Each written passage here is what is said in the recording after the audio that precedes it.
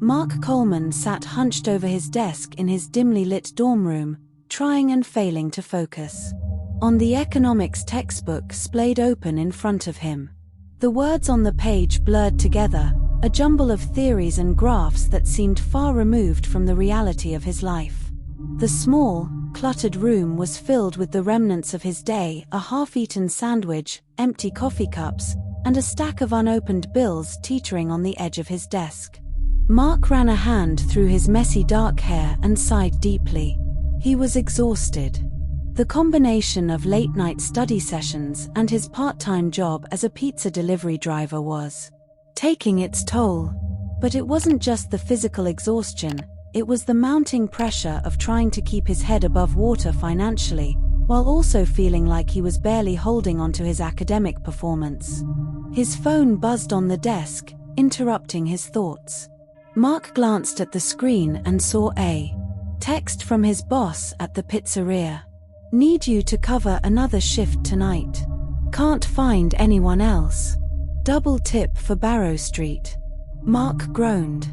He knew the shift would be brutal, but the promise of double tips caught his attention. He was already running on fumes, but quitting had been on his mind for weeks. If this was going to be his last shift, he might as well make it count. Maybe with the extra cash, he could finally pay off one of those bills. He stared at the text for a long moment, weighing his options. Quitting meant no more late nights, no more dealing with rude customers or dangerous streets. But it also meant no more income, and that thought made his stomach churn with anxiety. He was tired of feeling like he was constantly on the brink of failure, tired of being stretched so thin that he was starting to crack. Mark sighed again, this time with a sense of resignation. He typed a quick reply, "On my way," and grabbed his jacket from the back of the chair. As he left the room, he felt a strange mix of relief and dread. This would be his last night on the job, one final push before he walked away for good. He just needed to get through it. The pizzeria was its usual chaotic self when Mark arrived. The smell of dough, tomato sauce, and melting cheese filled the air, mixed with the sound of clattering dishes and the loud banter of his co-workers. Mark gave a nod to a few familiar faces as he made his way to the counter. His boss, a gruff man in his late 50s with a perpetual scowl, handed him the delivery orders for the night. "Barrow Street's on the list," his boss said, his voice rough from years of smoking. "Lucky you." Mark didn't feel lucky. Barrow Street always gave him the creeps. It wasn't just the run-down, isolated nature of the place, but the residents, whoever they were, never seemed quite right. They never invited him inside, always insisting he pass the pizza through the gate. And they tipped well, too well, which only made the whole thing feel even more off. "Thanks," Mark muttered, stuffing the orders into his worn delivery bag. He could feel the eyes of his co-workers on him as he headed back to his car. The other drivers had their own stories about Barrow Street, but none of them were eager to take the route. Mark wasn't either, but tonight he needed the money. As he drove through the city, the usual urban bustle gradually gave way to quieter streets. The tall buildings and bright lights were replaced by rows of older houses, their front yards overgrown and their windows dark. The further he drove, the more isolated he felt. The streets around Barrow Street were always unnervingly quiet, as if the area existed in a separate reality from the rest of the city. Finally, he turned onto Barrow Street, a narrow lane lined with dilapidated houses. The streetlights here flickered weakly, casting long shadows across the cracked pavement. Mark's grip tightened on the steering wheel as he approached the familiar, looming structure at the end of the road. The house on Barrow Street. The house was large, old, and covered in creeping ivy that seemed to strangle the life out of its brick walls. The windows were dark, and the gate, usually locked tight, was slightly ajar. Mark's stomach twisted with unease. Something about the open gate felt like an invitation, but not the kind anyone would want to accept. He parked the car and sat for a moment, staring at the house. The air felt thick with anticipation, as if the house itself was waiting for him. Mark shook his head, trying to dispel the sense of dread creeping up his spine. It was just a house. Just another delivery. He grabbed the pizza bag from the passenger seat and stepped out of the car. The sound of his footsteps echoed in the still night as he approached the gate. Mark pushed it open with a creak that seemed to reverberate through the entire street. He hesitated, glancing around, but there was no sign of life anywhere. Just the dark, silent houses standing like sentinels in the night. Mark steeled himself and walked up the path to the front door. He could feel his heart pounding. In his chest, each beat louder than the last. The door was slightly ajar, just like the gate. He paused, wondering if he should just leave the pizza on the doorstep and go. But something compelled him to reach out, to push the door open further. It swung open with an ominous creak, revealing a dimly lit foyer. The air inside was cool, carrying a faint musty smell that reminded Mark of old basements and forgotten places. He stepped inside, calling out, "Hello? I've got your delivery." No answer. Mark's unease grew as he took another step inside. The house was eerily silent, the kind of silence that felt heavy, pressing down on him from all sides. He could hear his own breathing, quick and shallow, as he scanned the room. The shadows seemed to stretch longer, darker, making the corners of the room difficult to see. "Hello?" Mark called out again, louder this time. A figure emerged from the shadows at the far end of the hallway. It was a woman, tall and slender, her dark hair pulled back into a severe bun. She moved with an unnerving calmness, her eyes fixed on Mark as she approached. Mark felt a shiver run down his spine as the woman drew closer. There was something about her presence that made the hairs on the back of his neck stand up. She was dressed in an old-fashioned, dark dress that clung to her frame, the fabric rustling faintly with each step. "You must be the delivery boy," she said, her voice soft but carrying a cold, authoritative edge. "Please, come in. You can bring the pizza to the kitchen." Mark hesitated, every instinct screaming at him to turn around and leave. But the woman's gaze held him in place, and before he knew it, he was following her down the hallway. The floorboards creaked underfoot, the sound echoing through the stillness. The hallway was long and narrow, lined with old, faded portraits that seemed to watch Mark as he passed. The faces in the paintings were stern, unsmiling, their eyes following him with an intensity that made his skin crawl. The dim light cast eerie shadows on the walls, making the faces appear almost alive. Mark felt his unease growing with each step. The house felt wrong, like it was a place where people didn't belong. But he kept moving forward, driven by a strange compulsion to see where this path would lead. The hallway opened up into a large kitchen, its old-fashioned appliances gleaming under the dim light. The room was clean, almost unnaturally so, with everything in its place. But what caught Mark's attention was the object in the center of the room. An old dentist chair. The chair was a relic from another era, with cracked leather upholstery and rusted metal parts. It stood out in the otherwise pristine kitchen, a disturbing focal point that drew Mark's gaze like a magnet. The chair was covered with a white sheet, draped over it like a shroud. The woman moved to the counter and gestured for Mark to place the pizza there.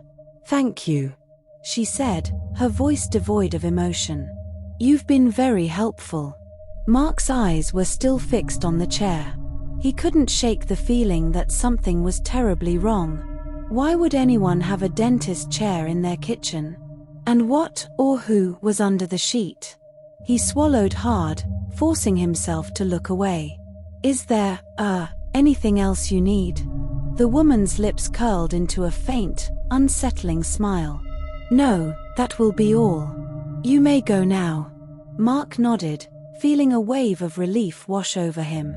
He turned to leave, but a nagging curiosity made him pause. He glanced back at the chair, the sheet hiding whatever lay beneath it. "Is everything okay here?" Mark asked, his voice trembling slightly. The woman's smile faded, her expression becoming unreadable. "Everything is exactly as it should be. You have nothing to worry about." Mark's unease deepened, but he didn't press further.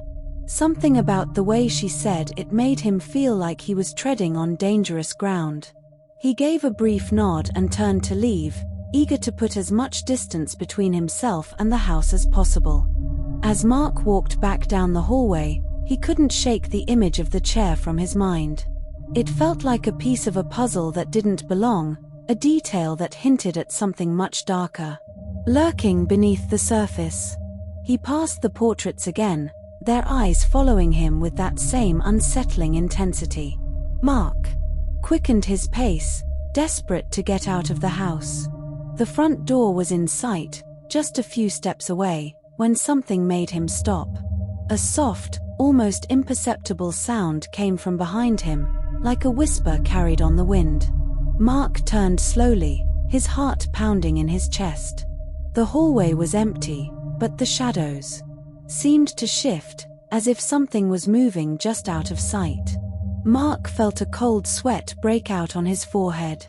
He had the sudden, overwhelming urge to run, to flee the house and never look back. But his feet felt rooted to the spot, held in place by a mix of fear and morbid curiosity. He took a hesitant step back toward the kitchen, the sound of his own breathing loud in his ears. The door to the kitchen was slightly ajar, and through the crack, he could see the edge of the white sheet covering the chair. Mark knew he should leave. Every instinct screamed at him to get out while he still could. But something compelled him to take another step closer, to push the door open just a little further.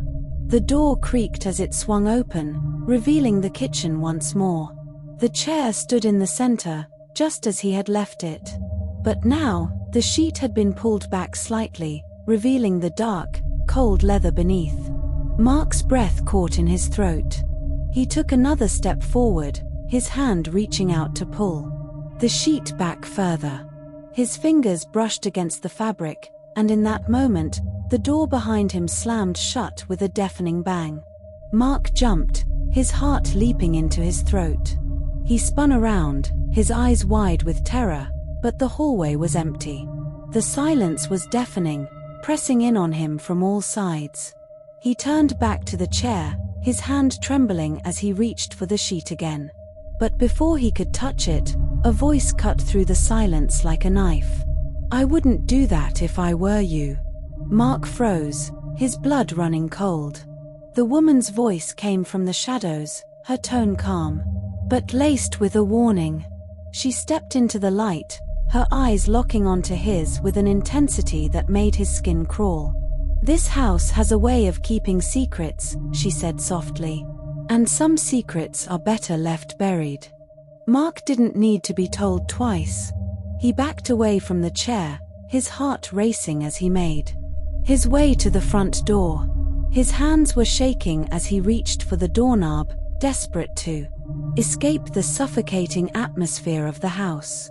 But the door wouldn't budge. Mark's panic surged as he tried the knob again, twisting it with all his strength. It was locked, firmly and immovably, trapping him inside. He glanced back down the hallway, but the woman was gone, her presence replaced by the heavy, oppressive silence. He pounded on the door, his fear escalating with each passing second. "Hello? Let me out." There was no answer. The house seemed to absorb the sound of his voice, swallowing it into the shadows. Mark's breathing grew ragged as he looked around frantically for another way out. The windows were barred, the curtains drawn tight. Every door he tried was locked, leading him deeper into the house's labyrinthine interior. The walls seemed to close in on him, the shadows growing darker, more menacing. Mark's mind raced, trying to make sense of what was happening. Was this some kind of sick game? Or was there something more sinister at play? His thoughts were interrupted by the sound of footsteps behind him, slow and deliberate. Mark turned, his heart hammering in his chest, but the hallway was empty. The only sound was the echo of his own breathing. "Who's there?" Mark called out, his voice shaking. The footsteps stopped, and for a moment, there was only silence. Then, from the shadows, came the woman's voice, calm and chilling. "You're not leaving," she said softly. "Not until you've finished." Mark's blood ran cold. He didn't know what she meant, but he didn't want to find out. He backed away from the hallway, his mind racing with thoughts of escape. But every exit seemed to be blocked, every path leading him further into the house's dark, twisted corridors. As he stumbled through the maze of rooms, Mark felt his grip on reality start to slip. The walls seemed to warp and bend, the shadows shifting in ways that defied logic. He was losing himself, his sense of time and place dissolving into the darkness. But he couldn't give up. He couldn't let the house win. With a surge of determination, Mark turned back toward the kitchen, determined to confront the woman and demand answers. He didn't know what was waiting for him, but he knew he couldn't run anymore. He had to face whatever horrors the house had in store. And he had to survive. Mark's heart pounded in his chest as he stumbled back into the foyer, the door slamming shut behind him with a finality that echoed through the oppressive silence of the house. His breathing was ragged, his hands trembling as he grabbed the doorknob, twisting it frantically. It was no use. The door was locked, and no amount of force would make it budge. Panic surged through him. He pressed his forehead against the cold wood of the door, trying to steady his breathing, but the reality of his situation hit him with full force. He was trapped inside a house that seemed to defy logic, a house that had become a living nightmare. He took a step back, looking around wildly for another way out. The house seemed to be watching him, waiting for his next move. Every shadow, every creak of the floorboards, felt like a presence lurking just out of sight. The silence was so thick it pressed down on him, suffocating. Mark's mind raced. He needed to find a way out, but every door he tried was locked, every window barred. It was as if the house had come alive, determined to keep him inside. He could feel the walls closing in, the darkness pressing against him from all sides. He had to stay calm. Panicking wouldn't help him. Mark forced himself to take deep breaths, to think logically. If there was a way in, there had to be a way out. He just had to find it. With a sense of mounting dread, he turned away from the front door and started down the hallway, hoping to find another exit. Mark moved through the house with growing unease, each step taking him deeper into the maze of dark, narrow corridors.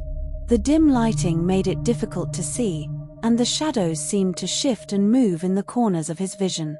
Every creak of the floorboards echoed like a warning.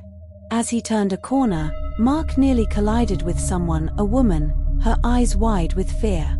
She recoiled as if she'd seen a ghost, and Mark took a step back, his own heart skipping a beat. I'm sorry, Mark stammered. I didn't mean to startle you. The woman, frail and trembling, looked at him with a mixture of fear and desperation. Her long, blonde hair was disheveled, and her clothes hung loosely on her thin frame.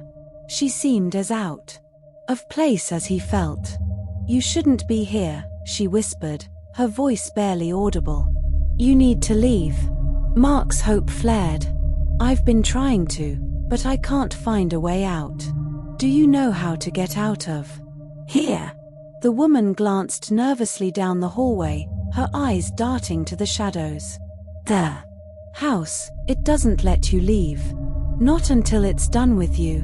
"What do you mean?" Mark asked, his pulse quickening. The woman shook her head, tears welling in her eyes. "It's not safe here. You have to find a way out before it's too late. Before it changes you." Her words sent a chill down Mark's spine. "Changes me? What are you talking about?" But before she could answer, a sound echoed through the hallway, a low, distant creak that made the woman flinch. She looked at Mark with wide, fearful eyes, then turned and fled down the corridor, disappearing into the shadows. "Wait," Mark called after her, but she was already gone. He was left standing alone in the dimly lit hallway, the woman's warning ringing in his ears. His unease grew as he continued through the house, the woman's words playing over and over in his mind. What did she mean by "changes you"? And why had she looked so terrified? Mark couldn't shake the feeling that whatever was happening in this house was far worse than he had initially thought. As Mark wandered further into the house, he found himself in a long hallway lined with old, faded portraits. The faces in the paintings were unsettling, their expressions stern and unsmiling. There was something about the eyes in those portraits that made Mark uneasy, as if they were watching his every move. The light in the hallway was dim, casting eerie shadows on the walls. The further Mark walked, the more the faces in the portraits began to change. At first, it was subtle, a slight shift in expression, a change in the way the light fell on their features. But then, as he continued down the hallway, the faces started to distort, becoming grotesque and twisted. Mark's breath quickened as he noticed that some of the faces in the portraits looked familiar. He saw his father, his friends, even himself, his own face reflected back at him, but warped and nightmarish. The eyes in the paintings seemed to follow him, their gaze growing more intense with each step. The hallway seemed to stretch endlessly, the portraits multiplying as he went. Mark's vision began to blur, his mind reeling from the psychological assault. The faces in the paintings became more grotesque, more monstrous, until they were no longer recognizable as human. Mark stumbled to a halt at the end of the hallway, his head spinning. He felt like he was losing his grip on reality, the world around him warping and twisting in ways that made no sense. He leaned against the wall, trying to steady himself, but the faces in the portraits seemed to close in on him, their eyes boring into his soul. His knees buckled, and he collapsed to the floor, his mind overwhelmed by the horror of what he was seeing.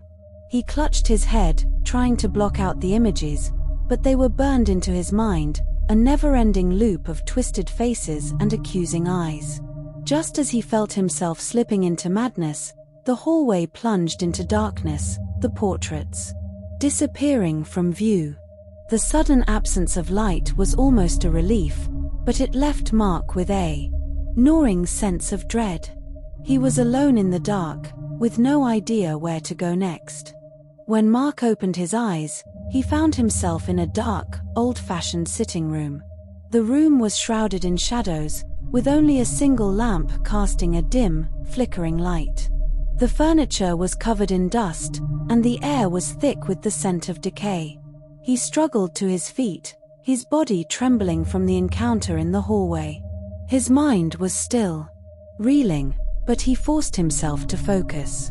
He had to find a way out of this house before it drove him mad. As he looked around the room, he noticed a tray of tea set out on a small table, as if someone had been expecting him. Mark's mouth was dry, his throat parched, but he was too wary to drink anything in this place. The sound of footsteps made him turn. The woman from before, the one who had led him into the house, stepped into the room. Her expression was calm, almost serene, but there was a coldness in her eyes that made Mark's skin crawl. "You've been wandering, haven't you?" she said, her voice soft but edged with something sharp. "I'm afraid the house has a way of disorienting those who aren't ready for what it has to offer." Mark stared at her, his fear giving way to anger. "What do you want from me? Why are you doing this?" The woman smiled faintly, but it was a smile devoid of warmth. "It's not about what I want, Mark. It's about what you need." "What are you talking about?" Mark demanded. "I just want to get out of here." The woman moved closer, her gaze never leaving his. "You can't leave until you've faced what you came here to confront. The house has brought you here for a reason." Mark felt a chill run down his spine. "I didn't come here for anything. I was just delivering a pizza." The woman shook her head, as if amused by his response. "You may think that, but the house knows better. It has a way of revealing what we try to hide, even from ourselves." Mark clenched his fists, his frustration mounting. "This is insane. You're insane." The woman didn't seem fazed by his outburst. Instead, she gestured to the tray of tea. "Would you like some? It might help calm your nerves." Mark eyed the tea warily. "No, I don't want any tea. I want answers." The woman sighed, as if disappointed. "You're still resisting. That's to be expected. But in time, you'll come to see the truth." "What truth?" Mark snapped. "What are you trying to do to me?" The woman leaned in closer, her voice dropping to a whisper. "I'm not doing anything to you, Mark. The house is. And it will continue until you're ready to face what you've been running from." Mark felt a surge of fear. "You're lying. You're trying to mess with my head." The woman straightened, her expression growing more serious. "The house doesn't lie, Mark. It only reveals. And it's already begun." Mark fled the sitting room, his mind reeling from the woman's words. The house didn't lie. What did that even mean?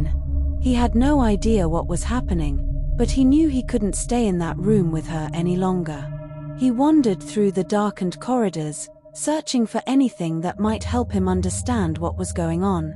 He needed to find a way out, but more than that, he needed to know what this place was and why it seemed to have such a hold on him. As he rounded a corner, Mark came upon a dusty, dimly lit library. The shelves were lined with old books, their spines cracked and faded with age. The air was thick with the smell of old paper and mildew. Mark hesitated for a moment, then stepped inside. The library was eerily silent, the only sound the faint creak of the floorboards under his feet. He walked slowly along the rows of books, his fingers trailing over the spines. Something on one of the shelves caught his eye, a series of journals, their covers worn and faded. Mark pulled one from the shelf and opened it, his eyes scanning the handwritten pages. The entries were filled with notes on psychological experiments, descriptions of methods used to break down the human mind. Mark's heart began to race as he realized what he was reading. These were records of the experiments that had been conducted in the house, experiments designed to manipulate and torment the people who had been trapped here. The more he read, the more horrified he became. The entries detailed the use of sensory deprivation, mind control, and forced confrontations with deep-seated fears. Mark's hands shook as he turned the pages, the implications of what he was reading sinking in. The house was a prison, a place where people were broken down and twisted into something else. And now, it was happening to him. Mark slammed the journal shut, his mind racing. He had to get out of here, and he had to do it before the house had its way with him. But the more he thought about it, the more he realized that escape might not be as simple as finding a door or a window. The house wasn't just a building. It was a psychological trap, and he was caught in its web. Determined to confront the woman and demand answers, Mark retraced his steps, making his way back to the kitchen. His mind was a whirlwind of fear and confusion, but he knew he had to face whatever was happening head-on. The kitchen was just as he had left it, cold, sterile, and dominated by the old dentist chair in the center of the room. The sight of it sent a fresh wave of dread through him, but he forced himself to approach it. The chair was covered by the same white sheet, draped over it like a shroud. Mark hesitated, his hand hovering over the fabric. He needed to know what was under there, needed to understand why this chair seemed to hold such significance.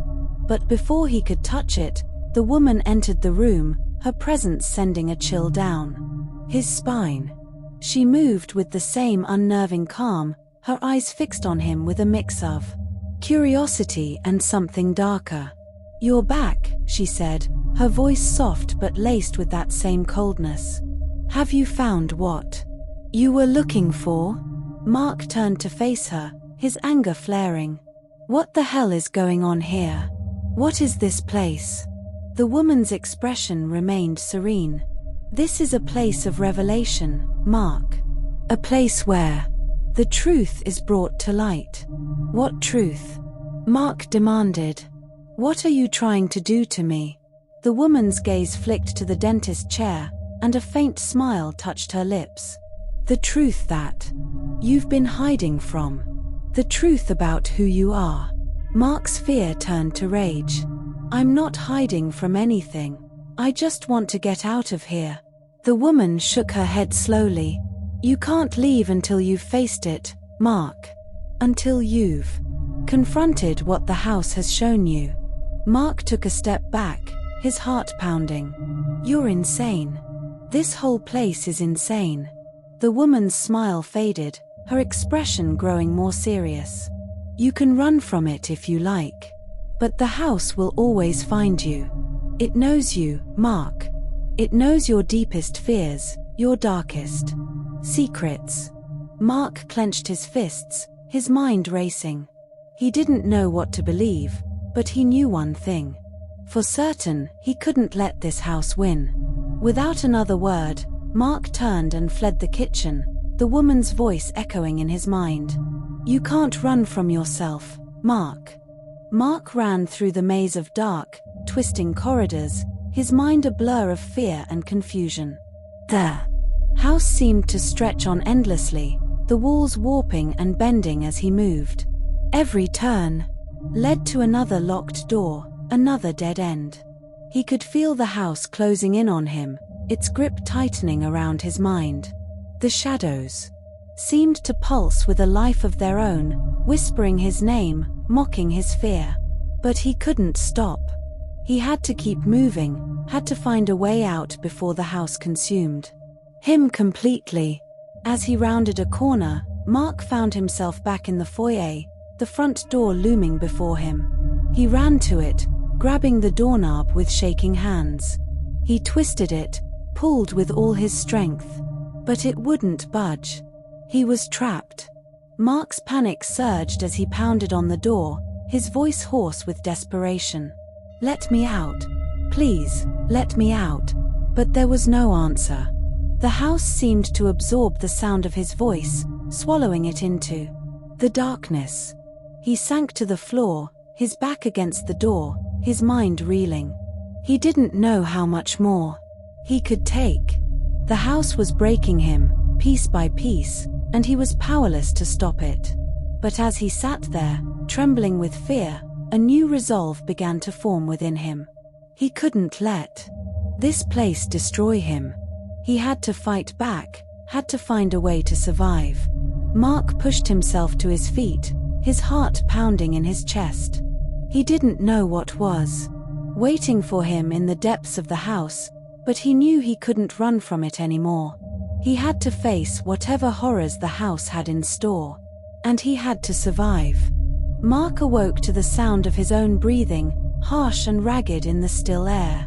His head throbbed with a dull, persistent pain, and it took him a moment to remember where he was. When he opened his eyes, he found himself in a small, stark room with no windows, only a single dim light bulb hanging from the ceiling. The walls were bare, painted a drab gray that seemed to absorb all light. The silence was overwhelming, pressing down on him like a physical weight. Mark sat up slowly, his muscles aching as if he had been lying in the same position for hours. Panic flared as he realized he didn't remember how he had gotten here. The last thing he recalled was fleeing from the kitchen, from the woman and her cryptic words. Had he blacked out? Or had the house somehow transported him to this place while he was unconscious? His mind raced as he took in his surroundings. The room was empty, save for a small cot in one corner where he had been lying. There was no door that he could see, no windows, nothing that indicated a way out. Mark felt a surge of claustrophobia as the walls seemed to close in on him, the ceiling pressing down like a lid on a coffin. He stood up, swaying slightly as a wave of dizziness washed over him. His legs were weak, unsteady, and his heart pounded in his chest as he moved to the center of the room. The silence was so intense that he could hear the blood rushing in his ears, his own breathing, echoing back at him from the bare walls. Mark's panic grew as he realized the full extent of his situation. He was trapped, isolated in a room with no apparent exit, no means of escape. He didn't know how long he had been here, how much time had passed since he had last seen the woman. The thought of being left here, forgotten, sent a shiver of fear through him. But he couldn't let himself panic. He had to stay calm, had to think clearly. Mark took a deep breath, trying to steady his nerves. He began to pace the room, his mind racing as he searched for any clue, any crack or seam in the walls that might indicate a way out. As he moved, his footsteps echoed in the small space, the sound bouncing off the walls in a way that made the room feel even smaller, more confining. The lack of any other noise, any sign of life, was maddening. Mark found himself talking aloud just to hear a voice, to break the oppressive silence. "Hello," he called, his voice cracking. "Is anyone there? Can you hear me?" There was no answer. Only the echo of his own voice, distorted and hollow, returned to him. Mark's heart sank as he realized just how alone he was. The isolation was complete, and with it came the creeping fear that he might never escape. He felt as if he were teetering on the edge of a vast, empty abyss, one wrong step away from falling into madness. But he couldn't give up. He had to keep moving, keep searching for a way out. Mark continued to pace the room, his movements becoming more frantic as the minutes stretched into what felt like hours. The walls seemed to close in on him, the ceiling dropping lower and lower until it felt like he could reach up and touch it. He had to get out. He had to escape before the isolation broke him. Time lost all meaning in the isolation room. Mark didn't know how long he had been there, hours, maybe even days. The light bulb above him flickered intermittently, casting the room in brief moments of darkness that only heightened his sense of disorientation. He had tried to keep track of time by counting the seconds, but eventually, even that had slipped away from him. It was during one of these periods of darkness that Mark first heard the voice. At first, he thought it was his imagination, the product of his own mind desperately trying to fill the silence. But as the voice grew louder, more insistent, he realized with a start that it wasn't his own thoughts. It was something else. "Mark." The voice was soft, almost a whisper, but it cut through the silence like a knife. Mark froze, his heart racing as he strained to hear it again. "Mark, can you hear me?" Mark's breath caught in his throat. The voice was coming from somewhere in the room, but it was impossible to tell where. It seemed to echo off the walls, coming from all directions at once. "Who's there?" Mark called, his voice trembling. The voice didn't answer directly. Instead, it began to speak in fragmented sentences, each one more unnerving than the last. "You can't hide forever, Mark. You know what you've done. There's no escape." Mark's blood ran cold.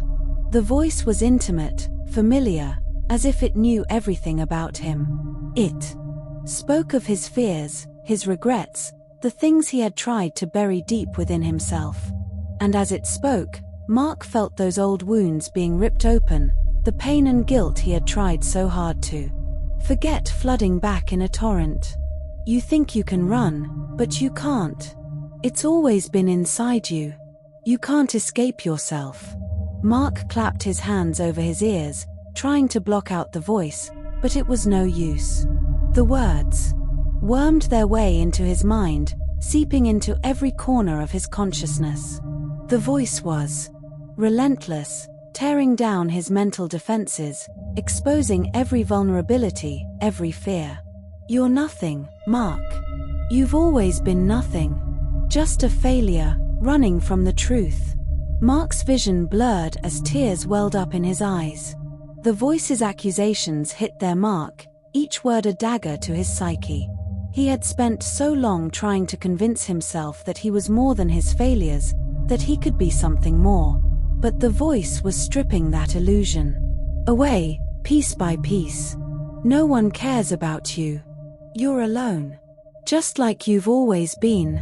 Mark's knees buckled, and he collapsed onto the floor, the weight of the voice's words pressing down on him like a physical force.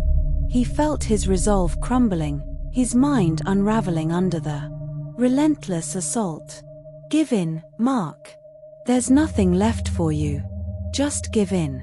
The voice's final words echoed in the darkness, and for a moment, Mark considered it. He considered giving up, letting go of the fight, letting the voice consume him. But something deep inside him resisted. A spark of defiance, a refusal to let the voice win. Mark clenched his fists, his nails digging into his palms as he forced himself to his feet. No, he whispered, his voice shaky but determined. I won't give up. I won't let you win. The voice fell silent, as if surprised by his defiance. Mark took a deep breath, steadying himself. He wasn't going to let this place break him. He had to hold on to that spark, that flicker of hope. He had to keep fighting. Mark's determination gave him a renewed sense of purpose. He couldn't let the voice, or the house, break him. He had to find a way out, no matter what it took. But the isolation room offered no obvious means of escape. The walls were solid, the ceiling too high to reach. He had checked every corner, every inch of the room, but there was no door, no window, nothing. Yet, something deep inside him refused to accept that he was completely trapped. There had to be a way out.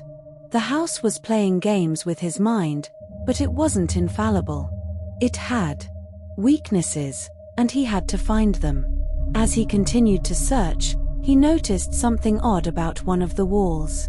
It looked just like the others, bare, gray, unremarkable.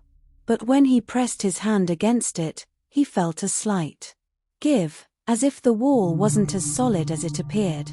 Mark's heart leaped with hope. He pushed harder, and the wall shifted slightly under his touch. Encouraged, he began to feel around the edges, his fingers searching for a seam, a crack, anything that might reveal a hidden exit.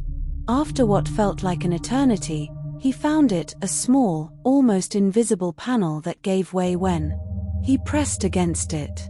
The panel slid open with a soft click, revealing a narrow crawlspace beyond.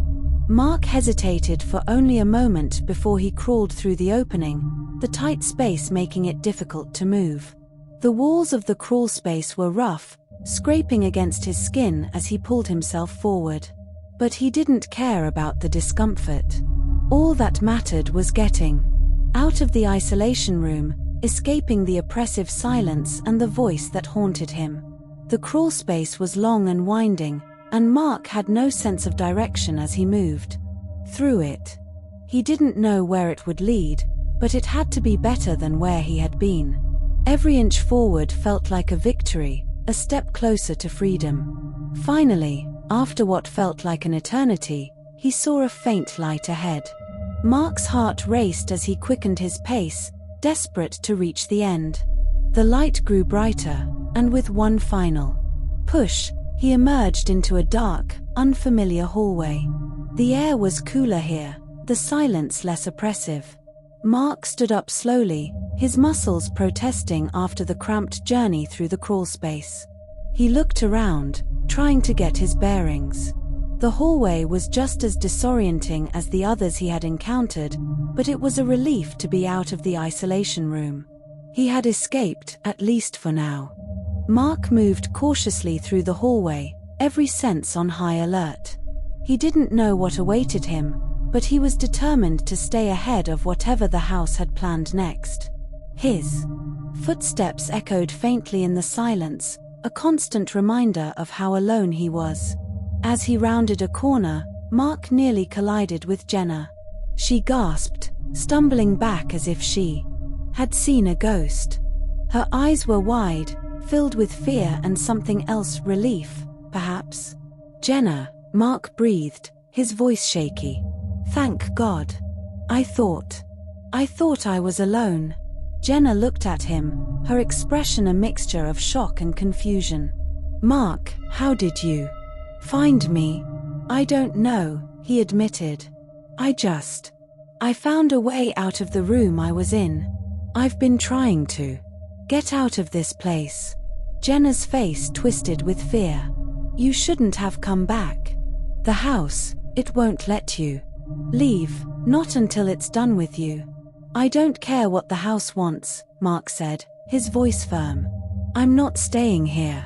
We need to find a way out, together." Jenna looked away, her fear evident in every line of her body. "I tried, Mark. I've tried so many times, but it's no use. The house, it knows us, it knows our weaknesses. It won't let us go." Mark reached out, gently taking her hand. "We have to keep trying, Jenna. We can't give up. I can't do this alone." For a moment, Jenna looked as if she might pull away.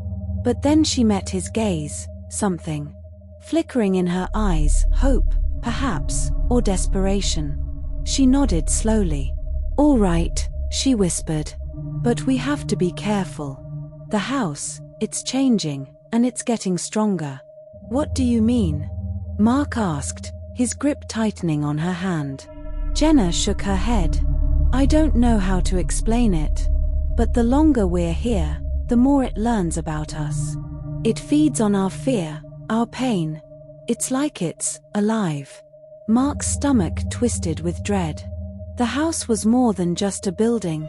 It was something else, something malevolent. And it was hunting them.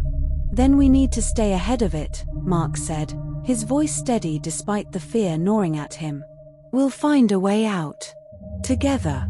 Jenna nodded, her grip tightening on his hand. "Together."